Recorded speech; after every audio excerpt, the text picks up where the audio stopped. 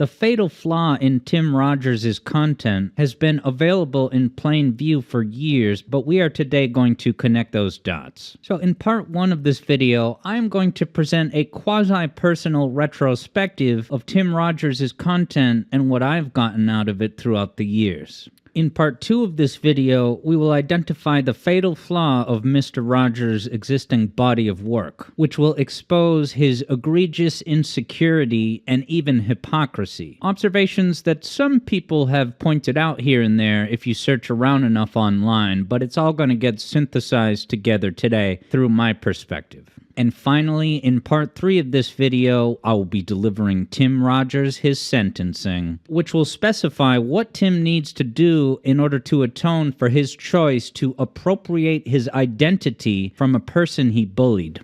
Furthermore, this will be followed up with a sentencing for Brandon Sheffield and Frank Cifaldi, which will specify what they need to do in order to atone for this situation. Alright, so let's jump into it, guys. In this first part of the video, I'm just going to tell you where I'm coming from as to how I regard Tim Rogers' content and the value that I've gotten out of it. I first became aware of Tim Rogers through the podcast Insert Credit, which I discovered indirectly through the Select Button podcast. And after listening to 1 or 2 episodes of Insert Credit, I was instantly floored. I knew that I had found something special, that this mind of Tim Rogers was a force of nature. I was like, I'm going to stick around and listen to what this guy has to say, because even if I don't agree with everything that he says, he delivers his opinions in a very memorable and effective way that it becomes a sport in itself. And I love that he would challenge dearly held beliefs. This Insert Credit podcast had panel discussions where they would explore 10 different questions per week, and they had a strict time limit on each question, which kept things moving along. Come at a single question from all directions, and then proceed. The host of the show, Gore Blacks, came up with all these great questions, and I would say you need to experience the Insert Credit podcast for yourself. I had planned on recommending that everyone listening to this video that's not familiar with Tim Rogers, I was going to recommend you should definitely listen to the entire back catalog of the Insert Credit podcast, the original run, not the reboot. I don't know anything about that. The original run of the Insert Credit podcast feels to me like an essential document of video game culture history. But based upon the things that I have learned about Tim Rogers in the past couple days while gathering my thoughts about this, I am now rescinding that recommendation. I do not recommend that anyone out there make it a point to listen to that original run of the Insert Credit podcast or any episode of it. All the participants in the podcast really know their stuff. You listen to them talk and go back and forth, and they're just like this one big cumulative fascinating encyclopedia of gaming. Being that treasured original run of the podcast was happening in the 2010s, it's also a fascinating cultural document time capsule of the time. You get to hear them talk about Metal Gear Solid Rising. You get to hear them react when the news broke about how Metal Gear Solid 5 would not be using David Hayter as a voice actor. And they also have great episodes where it's a dedicated discussion to rank like all the best games on the Sega Genesis.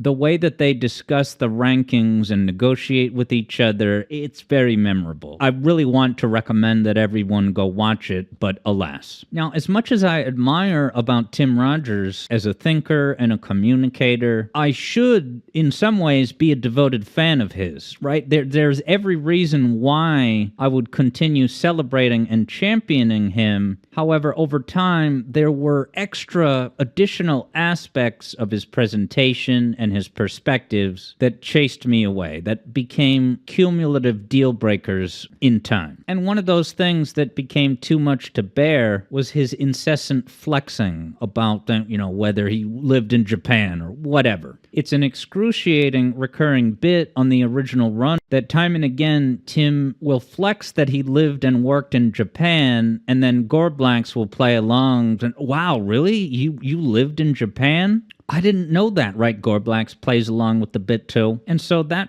attention-seeking tick of his was one of many things that just became unbearable after a while. And while I can think of a great many times where he said things that were absolutely hilarious and memorable, I can also think of examples of when he was just getting really indulgent, conversationally destructive, Or like that improv zone they did where he was playing the part of Duke Nukem trying to apply for a job at GameStop, but all he really did was just say balls of steel over and over again, giving the other guys nothing to work with, breaking the number one rule of improv and expecting how bad and stubborn-minded it was to itself double back on itself and become entertaining entertainment. Well, it wasn't. Now, when Tim comes across something that displeases him, part of the entertainment value in sport was that it was just fun to hear him tear into things, even if I disagreed, even if the target of his ire was something that I held dear. And you can see this play out in real time in some of those episodes.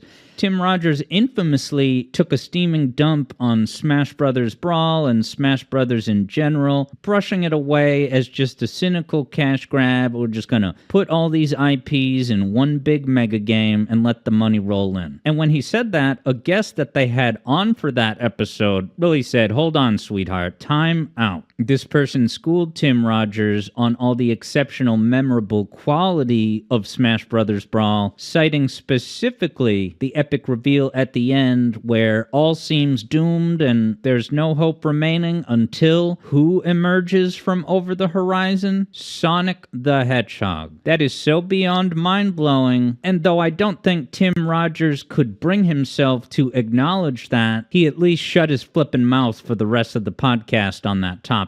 You can very rightfully hear the unease in the voice of that person who was justifiably defending Smash Brothers. And so you start to realize and connect dots that a big part of Tim Rogers' MO is getting people riled up for sport, like a shameful video game donkey da-bag. Now, I gotta make it clear, being condescending in itself is not inherently a problem. Is it possible that some of these willfully savage critiques can somehow, hate to put it in this way, cross a line and become problematic? Well, one thing you can speculate about Mr. Rogers here is that he knows too much. And I put that in quotes as an exaggeration, but the guy knows so much about the craft of video games or movie acting that with his extensive repertoire of information upon which he uses as the basis of his critiques, well, he's going to nitpick just about anything in everything. Listening to as many podcast episodes as I had, I kind of came away from it with the takeaway that the only games Tim Rogers can enjoy in a straightforward fashion without any anxiety or resentment would be Super Mario Bros. 3 and Earthbound. So being that those are both Nintendo games that came out kind of in the same general era, could that just be Tim Rogers' imprinted nostalgia that has led him to get an unceasing boner for those games when just about everything else to him sometimes sounds like it feels like just an underwhelming, unnecessary attempt at art?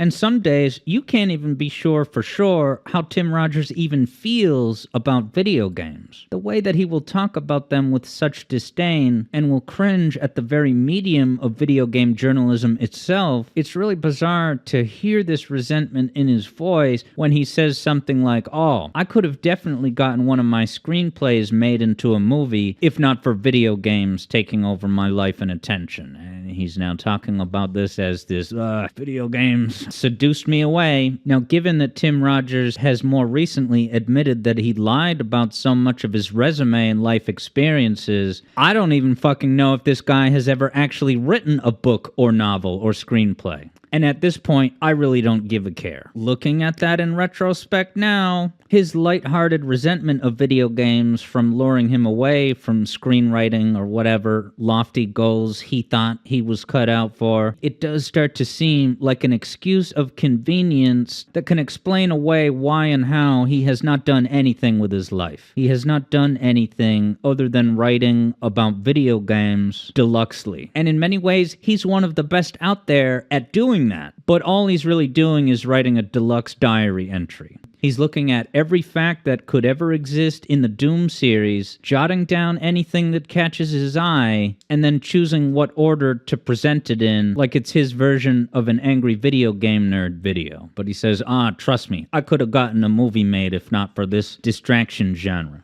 But as for what he did with his life to date, well, he talked about games. Why should I give a care? It's a sour grapes cop-out that is all too clear in retrospect. right? Because in a way, the video reviews that he has done are in a way a safe bet. You love video games, you love Doom, you see a 3-hour video that's super well produced, you're going to watch it. That is by its nature primed to get 1 million views. It's a safe thing to do that doesn't require Tim to show vulnerability by creating something new and showing it to everybody. Given the revelations of his dishonesty in his blogs and personal accounts, maybe he's only ever written one attempt at a book. So at this point of the video, if you're thinking that I'm a little stretching, reaching a little bit, overly psychologizing Mr. Rogers from a distance, well, I'm now going to give a tragically concrete example that further demonstrates this aspect in play. So in this example of this time capsule, we are going to have boots on the ground of Tim Rogers discussing and reacting to the breaking news that David Hayter was not brought back for Metal Gear Solid 5. You are going to hear an enthusiasm switch in Tim Rogers' soul abruptly turn on with an audible click. That he is now going to have a hatred boner that is going to get him excited and motivated to dunk on someone with a massive smile, with an enthusiasm and zeal that I never actually see him apply to video games that he's busy just resenting over off to the side. So let's take a listen to how Tim uses this opportunity to go to town. Yeah, video ball. Question number two. Let's hear it. David Hayter was not invited back as the voice of Solid Snake for Metal Gear Solid 5. Oh, Who man, would that you like guy. to hear in his place? Oh man, Metal Gear question. I sure know about Metal Gear as much as I always did. Well, this is good. This is a good venue for Liam talking Neeson, about. This is a Sean good venue. Bean. Listen here. This is a good venue for just talking about voice Steve actors in video Carell. games. You can just talk about voice acting in video games in general. Because David Hayter. Here's all you need to know Tina about David Fey. Hayter. Let me bring you up to speed on David Hayter, Brandon. You want me to summarize for Yes. you? David Hayter is a guy who got asked to be in a video game in 1998. He has no talent. He Sure. just talks in a voice like this, Like right? Batman. Like he's a movie trailer guy mixed with Batman, right? And he got in this Metal Gear game with no dramatic skill. And the reason they get him in there is because he'd written a couple of failed screenplays before, right? So he must know a bunch of stuff about movies. He wrote the original X-Men movie screenplay. And he wrote the first draft of the Watchmen movie screenplay, which is basically just the comic book with a couple of words cut out so it fits into 4 hours, right? So I mean, no offense to the guy, but let's take it all the way down. His voice was not that good. And I mean, we've discussed this before. I absolutely agree with that. We've lamented, I think, on this podcast that we want someone else in that role, someone who's actually an actor in some capacity. Yeah, Exactly, which is why I bring it up. Solid Snake in Metal Gear Solid 4 in English sounds like he's gargling asphalt, you know? And it's it's like Solid Snake in Metal Gear Solid 1 is like, all right, I'm going in there, right? Solid Snake in Metal Gear Solid 4 is like, all right, I'm going in there. And like, barely exaggerate. And it's like, so it's like, what is he going to do in Metal Gear Solid 5? Just go, like that? Come on, you know? And from what I've seen in Metal Gear Solid 5, I'm not going to talk any smack about the game because I don't know. I'll start talking smack about it once I've played it for 3 or 4 seconds. But it looks weird. If I'm to look at this example and try to make sense of it in the larger context of Tim Rogers' career, well, what Tim has attempted to do here is to say to everyone in the audience, oh yeah, David Hayter, he's nothing. He's talentless. Everything that he's achieved in his career was not deserved. He's a hack who got asked to be in the game, but he doesn't deserve to be there, and he's a bad voice actor. Now, I am not going to use any time in this video to respond to that as to editorialize why I disagree, because for me and an innumerable amount of people, the voice of Solid Snake in Metal Gear Solids 1 through 4 is sublime. It's transcendent. It's like one of the greatest things that ever came into existence. Now, I am not even necessarily saying that Tim Rogers' dislike of David Hayter's voice performance is invalid, right? Maybe Tim Rogers knows a heck of a lot about voice acting and the craft, and that he is burdened with this information in a way that makes him see through David Hayter's performance in the Metal Gear Solid games as inadequate or unworthy of celebration. I am not here to try and change his or anyone else's mind, but if I am to connect this to the big picture of Tim Rogers, well, I can very plainly see a Tim Rogers who is insanely resentful that David Hayter has risen to such heights of success when Tim Rogers is kind of just floundering in a corner, not really taking all of his immense talents and insights to amount to anything other than talking about games. And so it's easy to imagine a Tim Rogers who is resentful that David Hayter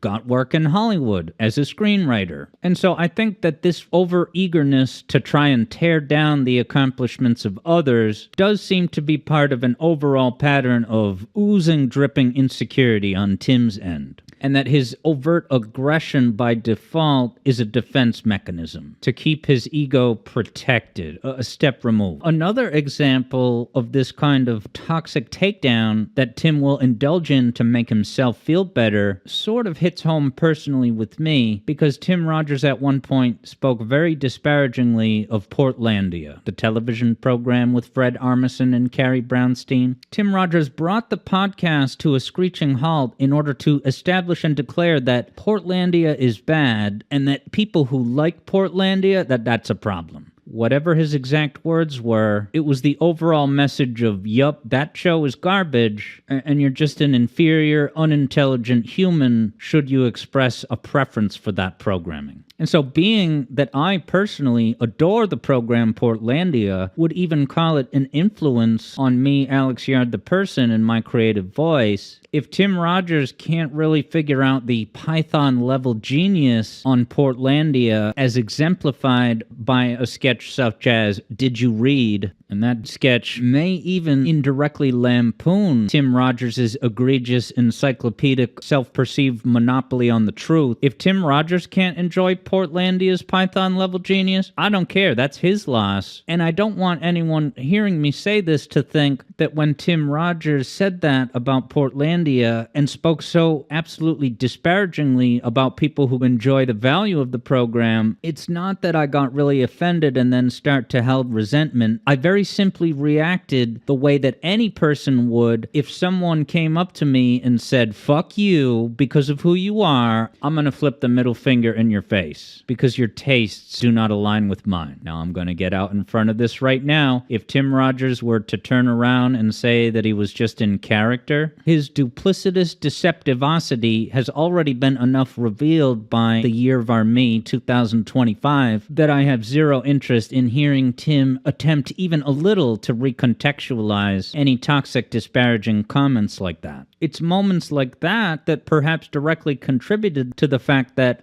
after I got through that original run of the Insert Credit podcast, you would think that because there was so much I liked about his persona and his insights that I would have become a longtime follower. But why am I going to simp for someone who is going to so blatantly and energetically throw his middle finger in my face? Do you want to know why I'm not even remotely bothered by his dislike of Portlandia? It's because I turn around and I hear him talk about, I've been watching that recent program, Game of Thrones. He says, now that's a program that is done right. There is not a single scene in Game of Thrones that goes to waste. Everything is contributing towards moving the narrative forward or developing the characters. And so I'm sitting here thinking like, okay, Tim Rogers is captivated by the never-before-done gimmick of an in-depth, fleshed-out fantasy world with human breasts and CGI dragons. That unique combination had never been done before, and I guess that was enough to give Tim Rogers a categorical boner. And maybe, just maybe, some dynamic like this rubbed off on Tim when it came to the content that he would go on to make in the rest of the 2010s and 2020s, is that idea where you come up with a gimmick,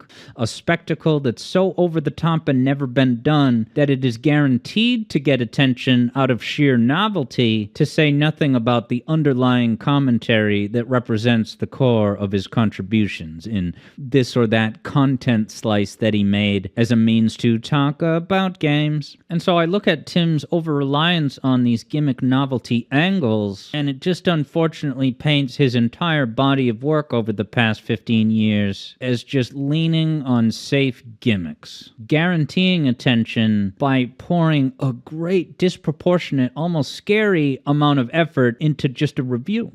to do a Cyberpunk 2070 whatever review, and it's this big phallic reveal, power move. There's actually 6 versions of this review. You get to pick 2. And Tim Rogers is sitting there at his computer putting it together, being like, when people get to the big reveal, they're going to be so amazed and never forget it. Why don't you put any ounce of that effort, Mr. Rogers, into actually making a game? Why are you content to just continue critiquing properties from a distance? You can't put your own stones on the table. The legacy of Video Ball and whatever Ziggurat game, the one-screen thing. You want to know what the legacy of Video Ball is? Tim Rogers bringing up Video Ball. I don't know if Tim Rogers' hesitance to truly go for it stems from a desire where he has to be the visionary, he has to be in control of everything, so he'll make Video Ball, but he won't go to work for someone else. And this came up in a recent discussion about Maddie Thorson when we did a postmortem on the now abandoned Earthblade game, the attempted semi-follow-up to Celeste from the Celeste dev studio. My sentence for Maddie Thorson at that time was to go work for someone else, because Maddie Thorson's vanity and unchecked ego led her to believe that she needed to create this big, massive, important, ambitious game, and look what it led to. She wandered through each year of development like a game of checkers instead of chess, and when an inexcusable blind spot in the team structure backfired and imploded, well, now she's got nothing to show for it. She spent 5 years spinning around in the mud, and my sentence was to go work for someone else. Maddie Thorson, much like Tim Rogers, is an extremely intelligent powerhouse of insight and maybe even creativity. But maybe since Tim Rogers can't get along with anyone, makes that a moot point pipe dream to begin with. Okay, so now we've reached part 2 of this video, which will now provide a rather shocking twist, which will identify the fatal flaw in Tim Rogers' body of work in the content space, which will tie in to much of the concerns and issues we've outlined in part 1 so far. So I'm just going to come out and say it and then elaborate in excruciating depth. You ready? The fatal flaw of Tim Rogers' content is the voice, shtick, persona that he does. He's over-enunciating like a 50s news broadcaster, and he is talking like this, like he's Ken Kniff from Connecticut. Okay, now I joke about the Ken Kniff comparison when really the much more direct and tragic descriptor of Tim Rogers' voice shtick in his YouTube content is, of course, Solid Snake, the David Hayter voice performance of Solid Snake. Now, why does this pose a problem? Well, it's because Tim Rogers disparaged and tried to undercut and erase any accomplishments that David Hayter has managed for himself, but then Tim Rogers turns around and takes that gimmick, that style choice, and uses it as one of the anchors of his presentation style. I'm not going to play any clips of that Doom video. It's Solid Snake throughout. So suddenly, Tim Rogers, that hacky lack of value is something you took for yourself because you felt you needed to do something different or novel because I guess you were not confident in the inherent value of your commentary. Now, I know that voice acting and content creation is a different set of criteria, but still, the disdain which Tim Rogers jumped at the opportunity to deliver, it just doesn't check out. That you would turn around and become known for that deep growly shtick. So not only is it wildly despicable that Tim would take a play out of the playbook of someone he so thoroughly dunked on, that's not even all of it. The other layer that makes Tim Rogers' presentation delivery voice in his videos so off-putting and out of place is that for Tim to lean into that real growl, where almost now I feel like I'm Trojan horsed into some kind of ASMR content, where now, instead of paying attention to what you're saying about Doom, I am now instead distracted and conscious of the inner workings of your mouth, your tongue, the inner lining in there, the spittle. You are putting all of these things at the center of attention, which is especially odd and misplaced given that Tim Rogers has misophonia. And he will be quick at any opportunity on that podcast to talk about his misophonia, which if anyone doesn't know, I guess we could call it a condition. It's that thing where the sound of people eating eating or maybe drinking or slurping is absolutely intolerable to you. You cannot bear or stand to hear anyone chew or drink, and different variations of that. Now, in some of these extended, egregious misophonia treatises that Tim Rogers will launch into over the years, it's a fascinating glimpse into his egocentric, do-no-wrong mind, because when he will talk about the struggles he's had with misophonia and having to remove himself from even the chance that he might hear someone chewing on potato chips, Tim Rogers cannot even be brought to think about it as an unusual condition he has. He will instead talk about the source of the noises that he finds so unpleasant, and he will speak with an overt resentment, as if to say that BioShock was stupid or misguided or hacky to put a sound effect in their game of chewing the chips. When you get a food item or whatever in that game, you can hear a sound effect of chewing chips, right? And if you were to ask Tim Rogers about this, he would not say, yeah, I struggle to play that game because of the chewing sound that could come up at different points. No, instead, he will disparage the game and say, oh, how could they have done that? It's so gross, it's disgusting, right? He is using his own isolated, skewed data qualia and making that other people's problem. He will tell you about the girlfriend relationships that have gotten ruined by this issue, but he will only ever really describe it in the sense that, oh, they were disgusting. They didn't understand why it was such a big deal to me. And so all of that is flabbergasting in itself, but then to turn around and make your YouTube career stick centered around a really gravelly, deep,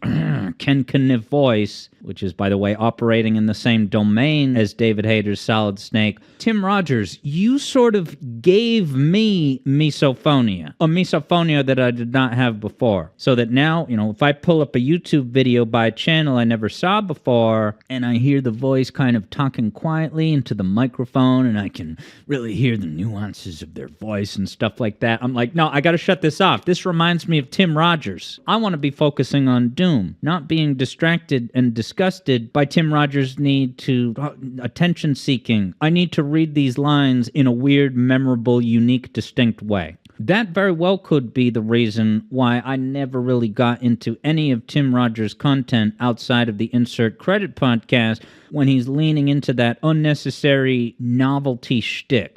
And I can acknowledge that a lot of people really love that voice delivery. It's memorable. They wouldn't change it for anything. And I totally get that. I, as a mature individual, can say, well, Tim Rogers' very distinct delivery is distracting and off-putting in a way that it became a deal breaker, making me not a customer of his work when I otherwise would have been. It's easy enough for me to say that it's not for me, but valid for others. Why can't Tim do the same? Why can't he understand why the voice of David Hayter as Solid Snake in Metal Gear Solids 1 through 4 is just as captivating and incredible and wouldn't change a thing for the world as Tim Rogers' devoted followers and audience freak out with excitement about his? Should I now make comments about the intellectual status of the Tim Rogers fans who eat up that shtick, that delivery, that Tim Rogers is so insecure that he thinks he need to add that separate extra gimmick? Like, I have no motivation or interest to disparage the people who really love the Tim Rogers YouTube content voice delivery methods, but when I look at Tim Rogers' just overtly toxic and aggressive dismissal of the things that aren't Super Mario Bros. 3 and Earthbound, well, I start to notice a pattern. I notice Tim hiding in his own corner of his own egocentric preferences, realizing that it's not so much that Tim Rogers disliked David Hayter's performance in the Metal Gear Solid games, but rather Tim resented Hayter for rising to the heights he did with that voice and with his screenwriting credits that Tim Rogers may never get. So what's the next best thing he can do? Take the growly voice bit, because he thought that if he didn't have a unique presentation angle, he wouldn't have succeeded or stood out. I look at the number of subscribers on Tim's channel, and it's like 150K. For such a wildly intelligent and passionate creator, who I do give credit for a lot of the merit in his reviews, I feel like that number should be a lot higher. And I gotta think, this presentation choice that you've made as the cornerstone of your identity and even legacy, was it worth the costs? Was it worth all the people you alienated and chased away, people like me that would have been regarding your uploads as appointment viewing, but have instead jumped ship? And it's not really only because of the voice itself, but because of the larger pattern of toxicity and condescending aggression, superiority complex, which for a while I was able to keep in context to say, like, well, that's kind of the fun, and that's part of the deal with Tim Rogers. You don't have to agree with everything he says, but him making bloody sport out of these discussions is itself a form of entertainment. So, we have now arrived at part 3 of this video, where I will now be delivering Tim Rogers his sentencing, which will specify what he needs to do in order to atone for this situation. Tim Rogers, I hereby sentence you to admitting and apologizing for the way you attempted to undercut and nullify everything David Hayter has accomplished, which is in fact leagues above anything that you will ever do, and that stems from your insecure resentment and even brazenly hypocritical way that you made that gravelly voice a defining attribute of your online persona identity. I am not even going to editorialize on what it means to do that to someone. It speaks for itself. It's shameful. It's pathetic. And it's more than enough for me to take back the recommendation that I had every intent to give to my audience to say, you ought to listen to the original run Insert Credit podcast. It's essential internet history. It's one of a kind. I am now taking back that recommendation. I'm saying, my audience, I'm talking to you right now, do not subject yourself to that, because although it does have a great deal of fascinating cultural value, it comes at a cost. And we are actually not going to elaborate much on said cost today. That will come in time in a subsequent video under the title, Tim Rogers is a Coward.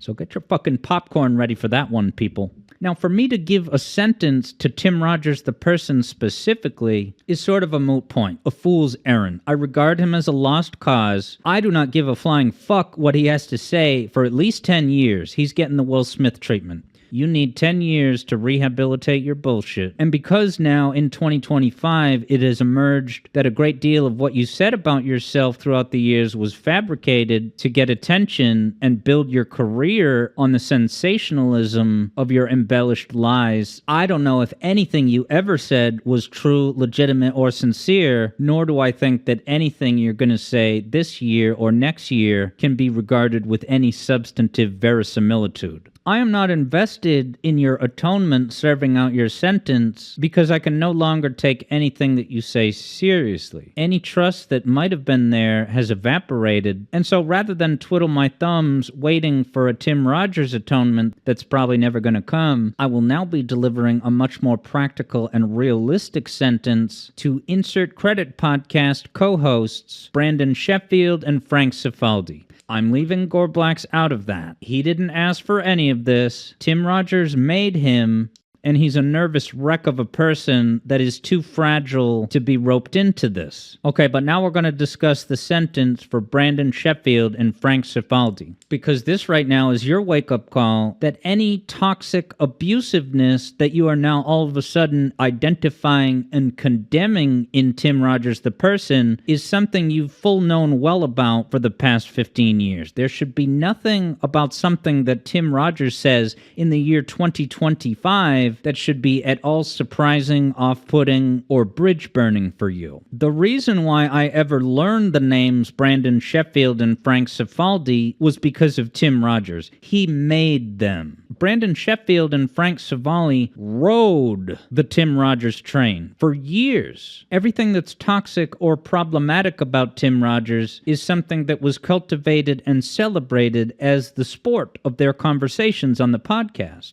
And so, having listened to the recent statement by Brandon and Frank about Tim's recent abrupt departure from the podcast, I gotta say, it's quite the stunning, flabbergasting moment to hear Brandon and Frank say, oh yeah, Tim Rogers is abusive. He insulted our intelligence. Right? I couldn't fucking believe it. Brandon and Frank saying that Tim Rogers insulted their intelligence and that was a bridge too far. So was it totally fine with you, Brandon and Frank, for the past 15 years?